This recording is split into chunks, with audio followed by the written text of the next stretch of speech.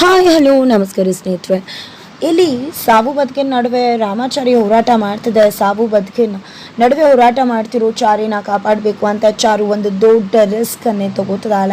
ಗಂಡಾಂತರ ಅನ್ನೋದು ಚಾರುನ ಹಿಂಬಾಲಿಸ್ತಾ ಇದೆ. ಅಲ್ಲಿ ಕೇಕೆ ಗಂಡಾಂತರನ ಬಿಡಿಸ್ಬೇಕು ಅಂತ ಸಖತ್ ಪ್ಲಾನ್ ಮಾಡ್ತಾ ಇದ್ರೆ ಇಲ್ಲಿ ಉಲ್ಟಾ ಹೊಡಿತದೆ. ಆಗಿದ್ರೆ ಆಗಿದ್ದೇನೋ ಆಗ್ತಿರೋದೇನೋ ತಿಳ್ಕೋಬೇಕು ಅಂದರೆ ಈಗಲೇ ನಮ್ಮ ಈ ಚಾನಲ್ನ ಸಬ್ಸ್ಕ್ರೈಬ್ ಮಾಡಿ ಹಾಗೆ ಒಂದು ವಿಡಿಯೋವನ್ನು ಪೂರ್ತಿಯಾಗಿ ನೋಡಿ.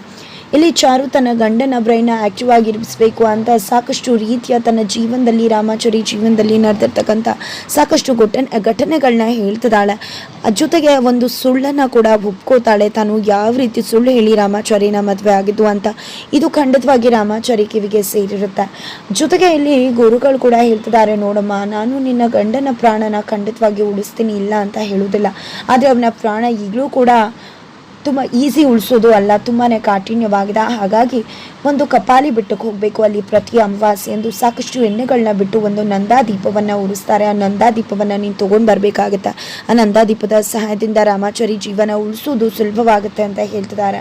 ಈ ಕಡೆ ಚಾರು ಕೂಡ ಸರಿ ಆಯಿತು ಅಂತ ಏನೋ ಹೇಳ್ತಾರೆ. ಆದರೆ ರಾಮಾಚಾರಿ ಮುಂದೆ ನಿಂತ್ಕೊಂಡು ಕಪಾಲಿ ಬೆಟ್ಟ ದೊಡ್ಡ ಬೆಟ್ಟಕ್ಕೆ ಹೋಗಿ ನಂದಾದೀಪನ ನಿಂತ ತರೋಕ್ಕಾಗತ್ತಾ, ಅದು ಸಾಧ್ಯನಾ ಅಂತ ಅಂದ್ಕೊಂಡು ಹೆದರ್ಕೋತಿದ್ದಾಳೆ. ಹೇಗೆ ಹೋಗೋದು ಅಂತ ಅಷ್ಟರಲ್ಲಿ ಅವಳ ಮನಸ್ಸು ಬಂದೆ ಹೇಳುತ್ತೆ, ನೋಡು ಚಾರು, ನಿಂದೇ ಜಾಗದಲ್ಲಿ ರಾಮಾಚಾರಿ ಇದ್ದು ರಾಮಾಚಾರಿ ಜಾಗದಲ್ಲಿ ನೀನು ಸಾವನ್ ಬದುಕಿನ ನಡುವೆ ಹೋರಾಟ ಮಾಡ್ತಿದ್ದು ಅವನಿಗೆ ಅದೇ ಬೆಟ್ಟದಿಂದ ನಂದಾದೀಪನ ತೊಗೊಂಡು ಬನ್ನಿ ಅಂತಿದ್ರೆ ಅವನು ಈ ರೀತಿ ಆಲೋಚನೆ ಮಾಡ್ತಾ ಇದ್ನ. ಒಮ್ಮೆಲೆ ತೊಗೊಂಡು ಬರ್ತಿರ್ಲಿಲ್ವ? ಹಾಗಿದ್ರೆ ನಿನಗೆ ನಿನ್ನ ಗಂಡನ ಬಗ್ಗೆ ಪ್ರೀತಿ ಇಲ್ವಾ? ನಿನ್ನ ಗಂಡನಿಗೋಸ್ಕರ ಏನು ಮಾಡಲ್ವಾ? ಈ ರೀತಿ ಆಗಲ್ಲ ಹೋಗಲ್ಲ ಅಂತ ಹೇಳ್ತಿದ್ಯಲ್ಲ ಅಂತ ಮನಸ್ಸು ಬಂದು ಹೇಳುತ್ತೆ. ತಕ್ಷಣ ಈ ಕಡೆ ಚಾರು, ಇಲ್ಲ, ನನ್ನ ಗಂಡನಿಗೋಸ್ಕರ ನನ್ನ ಪ್ರಾಣ ಕೊಡೋಕೆ ರೆಡಿಯಾಗಿದ್ದೀನಿ. ಆದರೆ ನನ್ನ ಗಂಡ ಹುಷಾರಾಗಬೇಕು, ನನ್ನ ಗಂಡ ಜೀವಂತವಾಗಿ ಹುಷಾರಾಗಿ ಬರಬೇಕು ಅಂದರೆ ನಾನು ಅಲ್ಲಿಗೆ ಹೋಗಿ ನಂದಾದೀಪ ತರಬೇಕು ಅಂದರೆ ಖಂಡಿತವಾಗಿ ಅಲ್ಲಿಗೆ ಹೋಗಿ ನಂದಾದೀಪ ತಂದೆ ತರ್ತೀನಿ ಅಂತ ಹೇಳಿ ತನ್ನ ಗಂಡನ ಮುಂದೆ ಶಪಥ ಮಾಡ್ಕೋತಾಳೆ. ನಂತರ ಈ ಕಡೆ ಕೇಕೆ ಅಂತೂ ಸಖತ್ತಾಗಿ ಎಲ್ಲರೂ ಕೂಡ ಗ್ರಹಚಾರ ಬಿಡಿಸಿದಾನೆ. ಈ ಕಡೆ ತನ್ನ ಫ್ರೆಂಡ್ ಹತ್ರ ಎಲ್ರಿಗೂ ಕೂಡ ಮುಹೂರ್ತ ಇಟ್ಟಿದ್ದೀನಿ ಅಂತ ಹೇಳಿದ್ದೀನಿ. ಹಾಗಾಗಿ ಎಲ್ರಿಗೂ ಕೂಡ ನಾನು ಪೂಜೆ ಮಾಡೋದು ಶತಸಿದ್ಧ ಅಂತ ಗೊತ್ತಾಗಿದೆ. ಅಂತಿಂಥ ಪೂಜೆ ಎಲ್ಲ ಮಾರಿ ಹಬ್ಬದ ಪೂಜೆನೇ ಅವ್ರಿಗೆ ಮಾಡ್ತೀನಿ ಅಂತ ಹೇಳ್ತಿದ್ದಾನೆ. ಈ ಕಡೆ ಕೇಕೆ ಒಂದು ಪಕ್ಷ ಅವ್ರಿಗೆ ಗೊತ್ತಾಗ್ಬಿಟ್ರೆ, ನೀನು ರಾಮಾಚಾರಿ ಅಲ್ಲ, ಕೇಕೆ ರಾಮಾಚಾರಿ ಅಣ್ಣ ಹುಷಾರ್ ತಪ್ಪು, ಅವನ ಆರೋಗ್ಯ ಹಾಳಾಗಿ ಸಾವನ್ ಬದುಕಿನ ನಡುವೆ ಹೋರಾಟ ಮಾಡಿ ಟ್ರೀಟ್ಮೆಂಟ್ ತಗೋತಿದ್ದಾನೆ ಅಂತ ಹೇಳ್ತಿದ್ದಾಗೆ ಅವ್ರಿಗೆ ಅನುಮಾನ ಬಂದಿತ್ತು. ಅದಕ್ಕೆ ಅಲ್ವಾ ನಿನಗೆ ಫೋನ್ ಕೊಟ್ಟಿದ್ದು, ನೀನು ಆ ಅನುಮಾನನ ಕ್ಲಿಯರ್ ಮಾಡಿದೆ. ಹಾಗಾಗಿ ಈಗ ಮಾನ್ಯತಾಗೆ ನಾನೇ ಬೇರೆ ರಾಮಾಚಾರಿನೇ ಬೇರೆ ಅಂತ ಗೊತ್ತಾಗಿದೆ ಅಂತ ಹೇಳ್ತಿದ್ದಾರೆ. ಜೊತೆಗೆ ACP ಏನೇ ಮಾಡಿದ್ರು ಕೂಡ ನನಗೆ ಹೇಳೇ ಮಾಡೋದು. ಅದಕ್ಕೋಸ್ಕರನೇ ಇಷ್ಟು ದಿನ ಅಣ್ಣನ ಕಾಪಾಡಿ ಅಣ್ಣ ಮತ್ತು ಅದಕ್ಕೆ ಆಶ್ರಮಕ್ಕೆ ತಲುಪಿಸೋಕ್ಕಾಗಿತ್ತು. ಈಗಲೂ ಕೂಡ ಅವನು ಏನಾದರೂ ಮಾಡಬೇಕಿದ್ರೆ ನನಗೆ ಫೋನ್ ಮಾಡ್ತಾನೆ, ಅವ್ರನ್ನ ಮುಗಿಸ್ಬಿಡುವ ಹಾಗೆ ಹೀಗೆ ಅಂತ. ಆಗ ನಾನು ಅವ್ರಿಗೆ ಪ್ರೊಟೆಕ್ಷನ್ ಕೊಡೋ ಕೆಲಸ ಮಾಡ್ತೀನಿ ಅಂತ ರಾಮಾಚಾರಿ ಹೇಳ್ತಿದ್ರೆ, ಈ ಕಡೆ ವೈಶಾಖಾಗೆ ಕಾಲ್ ಮಾಡಿದ್ದಾರೆ. ಮಾನ್ಯತಾ, ನಮ್ಮ ಕತೆ ಮುಗೀತು, ರಾಮಾಚಾರಿ ಮನೆಗೆ ಬಂದಿದೆ, ಈ ರೀತಿ ಎಲ್ಲ ಮಾಡ್ದ ಅಂತ. ಈ ಕಡೆ ಏನಿದು ಯಾವಾಗಲೂ ಮಾತಾಡ್ತಿರ್ತಾಳಲ್ಲ, ಇವಳು ಮಾತುಗಳು ನೋಡಿದ್ರೆ ಯಾಕೋ ಅನುಮಾನ ಬರ್ತದೆ ಅಂತ ಜೈಶಂಕರ್ ಅವರು ನೇರವಾಗಿ ಯಾರ ಜೊತೆ ಮಾತಾಡ್ತಿದ್ಯಾ ಅಂದಾಗ ಅದು ವೈಶಾಖ ಅಂತ ಮಾತು ಬಾಯಲ್ಲಿ ಬಿಟ್ಟೇ ಬಿಡ್ತಾರೆ. ಏನಿದು, ಆ ಮನೇಲಿ ಅವ್ರ ಅಮ್ಮ ಇದ್ದಾರೆ, ಅಜ್ಜಿ ಇದ್ದಾರೆ, ತಂಗಿ ಇದ್ದಾಳೆ, ರಾಮಾಚಾರಿ ಇದ್ದಾನೆ, ಅವ್ರನ್ನೆಲ್ಲ ಬಿಟ್ಟು ಯಾಕೆ ವೈಶಾಖನ ಜೊತೆ ಮಾತಾಡ್ತಿದ್ಯಾ?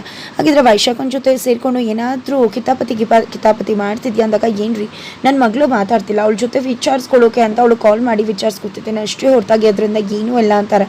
ಅದರಿಂದ ಏನೂ ಇಲ್ಲ ಅಂದರೆ ತುಂಬಾ ಒಳ್ಳೆಯದು. ಒಂದು ಪಕ್ಷ ಏನಾದರೂ ನಿನ್ನಿಂದ ರಾಮಾಚಾರಿಗೋ ಚಾರುಗೋ ತೊಂದರೆ ಆಗಿದ್ರೆ ಖಂಡಿತ ನಾನಂತೂ ನಿನ್ನ ಸುಮ್ಮನೆ ಬಿಡೋ ಮಾತೇ ಇಲ್ಲ, ಏನು ಮಾಡ್ತೀನಿ ಅಂತ ಗೊತ್ತದೆ ಅಲ್ವಾ ಅಂತ ಹೇಳಿ ಕಣ್ಣಲ್ಲೇ ಮಾತಲ್ಲೇ ಆವಾಜ್ ಮಾಡ್ತಿದ್ದಾರೆ, ಎಚ್ಚರಿಕೆ ಕೊಡ್ತಿದ್ದಾರೆ ಜೈಶಂಕರ್.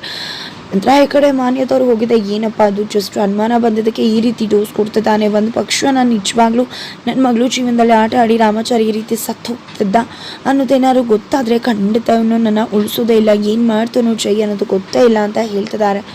ಈ ಕಡೆ ಮನೇಲಿ ಇನ್ನೂ ಕೂಡ ಅದೇ ವಾತಾವರಣ, ಏನೋ ಒಂದು ರೀತಿಯ ಆತಂಕ ಜಾನಕಿ ಅವ್ರಿಗೆ. ಆದರೆ ನಂತರ ಆ ಕಡೆ ಚಾರು ಆ ಒಂದು ಆಶ್ರಮದಲ್ಲಿ ಇರ್ತಕ್ಕಂಥ ಒಂದು ಹೆಣ್ಣು ಮಕ್ಕಳ ಹತ್ರ ಬಂದಿದೆ.